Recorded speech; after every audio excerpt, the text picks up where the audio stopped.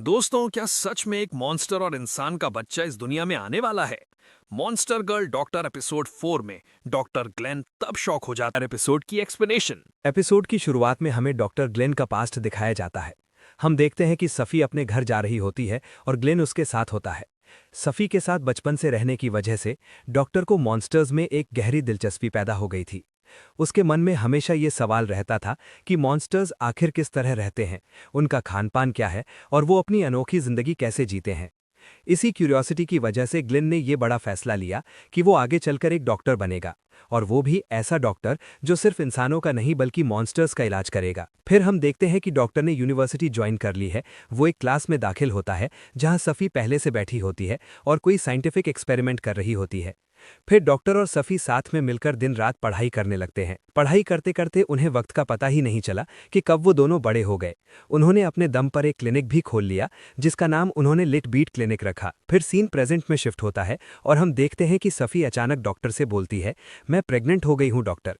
ये सुनकर हमारा भोला भाला डॉक्टर बुरी तरह बौखला जाता है और बोलता है, सफ़ी, ये तुम कैसी बेहुदा बातें कर रही हो? तुम एक स्नेक टाइप मॉन्स्टर हो और तुम्हें पता होना चाहिए कि स्नेक्स हमेशा अंडे देते हैं, बच्चे नहीं। डॉक्टर ये सुनकर सफ़ी के बहुत करीब जाता है और उसके पेट को मेडिकल तरीके से चेक करने लगता है। तभी सफ़ी शर्म से लाल हो जाती है और बोलती है, डॉक्टर, आप मेरे इतने करीब इस तरह कैसे आ सकते हो? फिर हम देखते हैं कि सफ़ी अपना फ्रॉक उठाती है और उसके नीचे उसने एक डब्बा पकड़ा रखा होता है। उस डब्बे के अंदर एक पिंक कलर का अंडा होता है। सफ़ी बताती है कि ये अंडा उसे उसकी एक दोस्त ने गिफ्ट किया था, जिसे वो रोड के किनारे पड़ा हुआ मिला था। डॉक्टर उस अंडे को अपने हाथ में लेता है और गौर से चेक करने लगता है। वो कहता है, ये तो एक अनफर्टिलाइज्ड एग है, यानी ये एक ऐसा अंडा है जिससे कभी बच्चा नहीं निकल सकता। ऐसे अंडे तभी बनते हैं जब उस अंडे का सिर्फ एक ही पैरेंट हो। अभी ये बातें चल ही रही होती है कि सफ़ी को कुछ खतरे का एहसास होता है। वो अचानक दीवार की तरफ देखती है और उसे महसूस होता है कि कुछ लोग हथियार लेकर उनकी क्लिनिक की तरफ बढ़ रहे हैं। सफ़ी के कुछ बोलने से पहले ही वो लोग जबरदस्ती अंदर घुसने लगते हैं, मगर सफ़ी अपनी ताकत दिखाती है और अपने एक ही जोरदार वार से उन लड़कों को बाहर फेंक देती है। ये देखकर बाकी गुंडे हैरान रह जाते हैं और वो सब मिलकर एक साथ हमला करने का ऐलान करते हैं। मगर जब तक वो दोबारा अंदर घुसते तब तक वहां खाली कमरे के अलावा और कुछ नहीं होता। सीन बदलता है और हम सफ़ी और डॉक्टर को देखते हैं जो वहां से अपनी जान बचाकर भाग रहे होते हैं। डॉक्टर हाफते हुए बोलता है, वो लुटेरे हमारी क्लिनिक में आखिर क्या कर रहे थे? तभी सफ़ी बोलती है, अच्छा हुआ कि मैं वहां थी डॉक्टर, वरना उन लोगों से आपकी जान को खतरा हो सकता था। डॉक्टर उसे दिल से थैंक्स बोलता है। फिर डॉक्टर पूछता है, वैसे वो लोग थे कौन? सफ़ी जवाब देती है, ये तो मुझे ठीक से नहीं पता, मगर मुझे जहां तक लग रहा है ये वही लुटेरे हैं जिन्होंने कुनाई पर हमला किया था। शायद उन्होंने आपको कुनाई की मदद करते हुए देख लिया होगा, इस वजह से वो आपके पीछे पड़े हैं डॉक्टर। वो सोच रहे होंगे कि अगर वो आपको किडनैप कर लेते हैं तो वो कुनाई से अपने साथियों की मौत का बदला ले सकते हैं। सफ़ी एक अजीब सा गुस्से वाला चेहरा बनाती है और कहती है, मैं ऐसा कभी नहीं होने दूंगी डॉक्टर, मैं उन्हें इस दुनिया से मिटा दूंगी। ये देखकर डॉक्टर की फट जाती है और बोलता है, शांत हो जाओ प्लीज, शांत हो जाओ। ग्लिन बोलता है कि अब हम क्लिनिक में सुरक्षित नहीं हैं, इसलिए हमें सेंट्रल काउंसिल जाना होगा। अगर हमने कुनाई से बात की तो शायद ये मामला सुलझ जाए। तभी अंधेरे में से कोई चलकर बाहर आता है और वो कोई और नहीं बल्कि कुनाई होती है। कुनाई उन दोनों को आवाज लगाती है। कुनाई बोलती है, मैंने कुछ पुलिस वालों से सुना था कि किसी के क्लिनिक पर हमला हुआ है। ये सुनकर मुझे तुम दोनों का ख्याल आया और मैं तुम्हें ढूंढने निकल पड़ी। मुझे खुशी है कि तुम दोनों सही सलामत हो। सफ़ी पूछती है, वैसे ये लोग हैं कौन? कुनाई बताती है कि ये स्लेव ट्रेडर्स के आदमी थे जिन्होंने मुझ पर हमला किया था। कुनाई आगे बताती है कि ये लोग हार्पीज यानी बर्ड्स की प्रजाति की स्मगलिंग करते हैं, उन्हें किडनैप करते हैं और उनसे जबरदस्ती अंडे निकलवाते हैं ताकि उन्हें बेचकर पैसे कमा सके। डॉक्टर और सफ़ी वो पिंक अंडा दिखाते हैं और सफ़ी बोलती है, शायद ये भी उन्हीं अंडों में से एक है। कुनाई कहती है, इसी वजह से उन्होंने तुम पर हमला किया है, अब तुम्हारी जान को सख्त सैफी खतरा है। बोलती है, हमें प्रोटेक्शन चाहिए। कुनाई, क्या तुम हमारे साथ कुछ पुलिस वालों को भेज सकती हो? तभी एक आदमी अचानक कुनाई पर पीछे से हमला करता है, मगर कुनाई उस हमले से बच जाती है और उसे पलटकर मार देती है। कुनाई बोलती है, तुम दोनों को मेरे साथ वाटरवेज चलना चाहिए, वहां तुम सुरक्षित रहोगे। सारी पुलिस अभी इस केस पर काम कर रही है, इसलिए मेरे पास कोई पुलिस वाला नहीं है जो तुम्हारी हिफाजत कर सके। जिंदा रहना है तो मेरे साथ ही रहना होगा। सैफी थोड़ा हिचकिचाती है और बोलती है, तुम तो अभी दुश्मन के हाइडआउट पर जाने वाली हो ना, मगर हम तो सिर्फ सिविलियंस हैं, तुम ऐसा हमारे साथ नहीं कर सकती। फिर भी उनके पास कोई और चारा नहीं होता। वो नदी के पास जाते हैं जहां लूना उनका इंतजार कर रही होती है। डॉक्टर लूना को देखकर चौंक जाता है। कुनाई उन्हें बोट में बैठने को बोलती है जहां लेडी योना भी मौजूद होती हैं। डॉक्टर गुस्से में कुनाई से पूछता है, क्या आप मुझे बता सकती हैं लेडी योना कि लूना क्यों इस खतरनाक जगह पर है? लेडी योना कुछ बोलती है जिसे कुनाई ट्रांसलेट करती है। ये हमारा अग्रीमेंट था, अगर हम लूना को सेंट्रल काउंसिल में गाने का काम देंगे तो वो हमारी हर बात मानेगी। डॉक्टर चिढ़कर बोलता है, मुझे लग रहा है आप लूना का फायदा उठा रही हो क्योंकि वो एक छोटी बच्ची है। तभी कुनाई भड़क जाती है और बोलती है, डॉक्टर अपनी औकात में रहकर बात करो, क्या तुम्हें पता नहीं कि ये इस शहर की प्रिंसेस हैं? डॉक्टर भी पीछे नहीं हटता और चिल्लाते हुए बोलता है, मैं तुमसे बात नहीं कर रहा हूं कुनाई, मैं लेडी योना से बात कर रहा हूं। कुनाई डॉक्टर का गुस्सा देखकर शांत हो जाती है। वो समझाती है कि उन्हें कोई भरोसेमंद चाहिए था और लूना से ज्यादा भरोसेमंद कोई नहीं मिलता। लूना भी बोट रोककर बोलती है, डॉक्टर आप मेरी चिंता मत कीजिए, मैं अब बड़ी हो गई हूं, मुझे ये काम पसंद है। डॉक्टर मुस्कुराते हुए कहता है, ठीक है, अगर तुम्हें परेशानी नहीं है तो कोई बात नहीं। कुनाई बताती है कि ये स्लेवर्स वाटरवेज में छुपे हैं। लेडी योना बहुत शर्मिंदा हैं कि वो अपने लोगों की मदद नहीं कर पा रही थी और इसी कोशिश में कुनाई के हाथ पैर भी अलग हो गए थे जिसे डॉक्टर ने ठीक किया था। सैफी बोलती है, ये सब छोड़ो, उनके अड्डे में घुसना तो खुदकुशी है। कुनाई बताती है कि उनके कुछ लोग पहले ही अंदर घुस चुके हैं और वो प्लान के मुताबिक हमला करेंगे ताकि मॉन्स्टर्स को छुड़ाया जा सके। तभी रास्ते में एक ब्रिज आता है जहां कुछ लोग तीर धनुष लेकर हमला कर देते हैं। कुनाई सबको नीचे झुकने को बोलती है और अपनी तलवार से तीरों को काटने लगती है, मगर एक तीर उसके कंधे पर लग जाता है। डॉक्टर परेशान होता है पर कुनाई कहती है उसे दर्द नहीं होता। डॉक्टर गुस्से में बोलता है, मुझे पता है दर्द नहीं होता, पर अगर ऐसे ही चलता रहा तो तुम कभी इंसान नहीं बन पाओगी। तभी ब्रिज पर प्रिंसेस तिसालिया दिखती है जो अपने सैनिकों के साथ वहां आई होती है। वो कहती है, डॉक्टर मैं तो क्लिनिक में आपको डेट पर ले जाने आई थी, मगर आप वहां नहीं थे इसलिए मैं यहां आ गई। सैफी ये सुनकर जेलस होने लगती है और बोलती है, तिसालिया तुम अपनी औकात में रहो।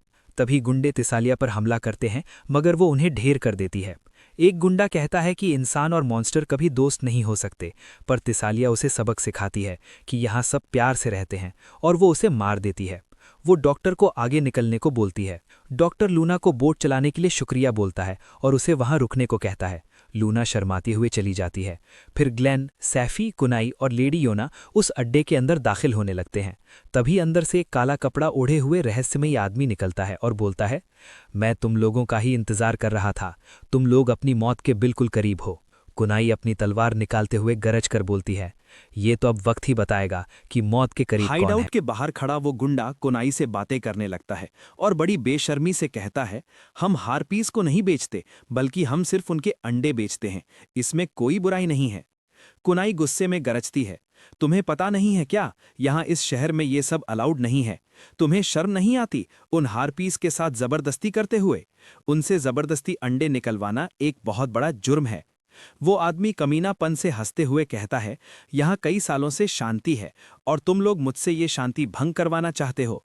ध्यान से सुन लो, अगर हम ये काम बंद कर देंगे तो और भी बुरे काम शुरू हो जाएंगे जो इससे भी खराब होंगे।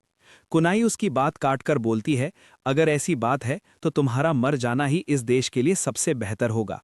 ये कहकर कुनाई उन पर टूट पड़ती है और लड़ने लगती है। वो बाकी लोगों से कहती है, तुम लोग यहाँ से अंदर निकलो, मैं इसे अकेले संभाल लूंगी।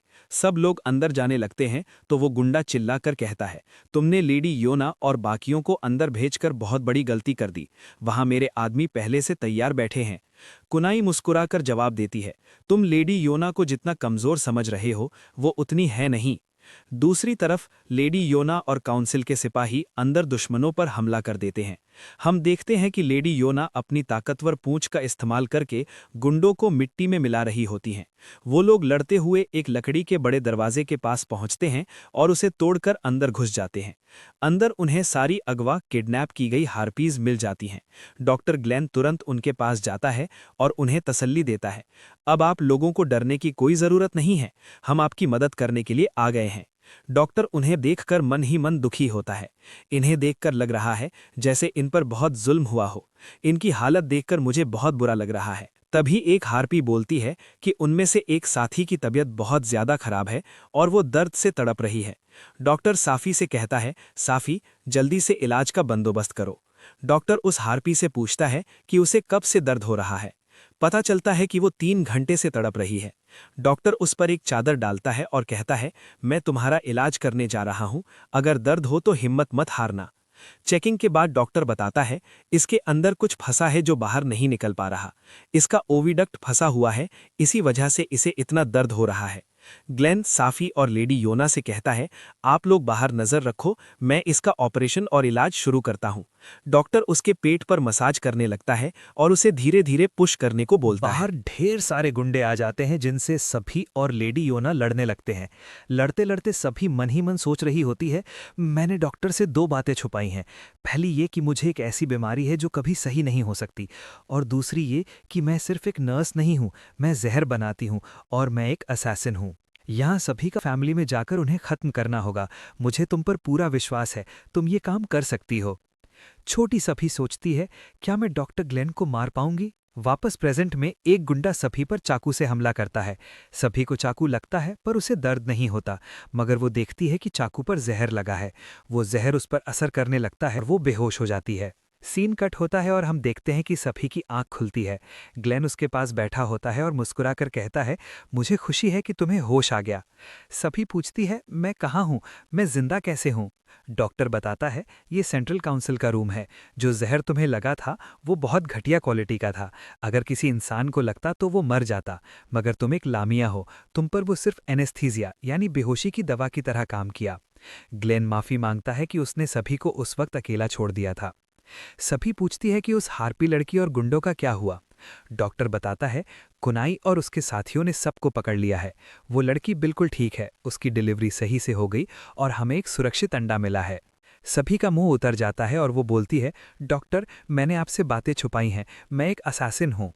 ग्लेन सुकून से कहता है हाँ मैं जानता हूँ, जब तुम पहली बार हमारे घर आई थी तभी तुम्हें ये ऑर्डर मिला था ना। सभी हैरान रह जाती है। ग्लेन बताती है कि उसके पापा ने उसे सब बता दिया था। ग्लेन बताता है कि उसके घर के एक नौकर ने सभी के खाने में जहर मिलाया था क्योंकि उन्हें डर था, मगर उस जहर से सभी सिर्फ बीमार हुई थी। ग्लेन कहता है जब मैं तुम्हारा ख्याल रखता था तभी मैंने सोचा कि मुझे डॉक्टर बनना चाहिए ताकि मैं तुम्हें बचा सकूं, और आज अगर तुम दुश्मनों से नहीं लड़ी होती तो मैं कब का मर चुका होता। ये सुनते ही सभी जज्बाती हो जाती है और अपनी पूंछ से डॉक्टर को लपेटकर बेड पर लेटा देती है। उसकी नीयत थोड़ी खराब होने लगती है। ग्लेन घबराकर बोलता है अगर टीचर को पता चला तो वो तुम्हें मुझसे दूर कर देंगे। सभी ग्लेन के एकदम करीब आकर कहती है क्यों ना हम यहाँ से भागकर शादी कर लें और 10-20 बच्चे पैदा करके पूरा गांव बसाएंगे डॉक्टर। लेकिन जहर के असर से वो अचानक ग्लेन के ऊपर ही गिर जाती है।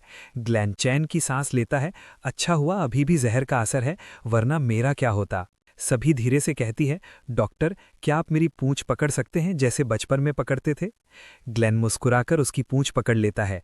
सभी सुकून से आंखें बंद करती है। आपका हाथ बहुत गर्म है, मुझे अच्छा लग रहा है।